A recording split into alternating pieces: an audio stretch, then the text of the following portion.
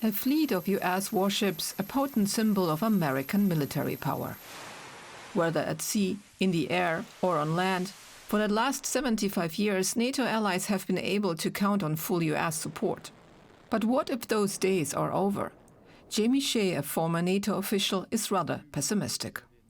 If the leader of the alliance and the key provider of that kind of order and infrastructure drops out, that is a totally different kettle of fish. And I think it would be very difficult for NATO to survive without the United States. It could limp on for a period of time, but no doubt a new structure would need to be created.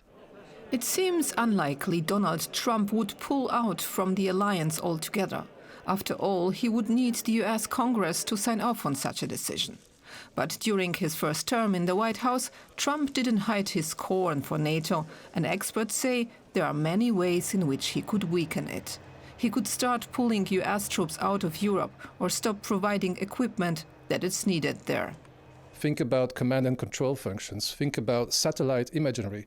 Think about strategic airlifting. These are all things where Europe really depends on America still, and that will be a problem.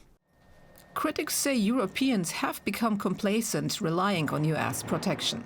But in the last few years, they actually have stepped up their game, with 23 out of 32 NATO members now spending at least 2% of their GDP on defense. Europe is also ramping up its arms and ammunition production, but its defense industry is still very much fragmented. Whereas the United States provides its troops with a largely unified set of equipment, the Europeans have a vast variety of often incompatible weapon systems.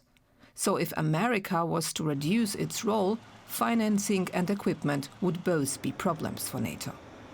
But the biggest risk is Donald Trump's continuous questioning of NATO's mutual defense clause.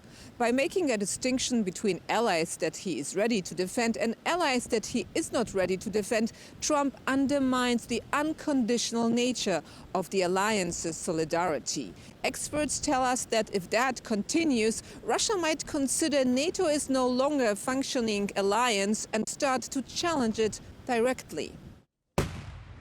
This is the worst-case scenario for many in Europe who fear that if Ukraine falls, NATO countries in Eastern Europe could be next. But would the new US administration really let that happen? Europe at war is bad for business. So before you can actually shift your resources away from Europe, you need this to be stable, there needs to be peace. So Europe's best hope is that instead of disengaging from the continent, the new US administration might feel it needs to fix the security situation there first, before it can focus on the bigger challenge in Trump's mind, which is Asia and China in particular.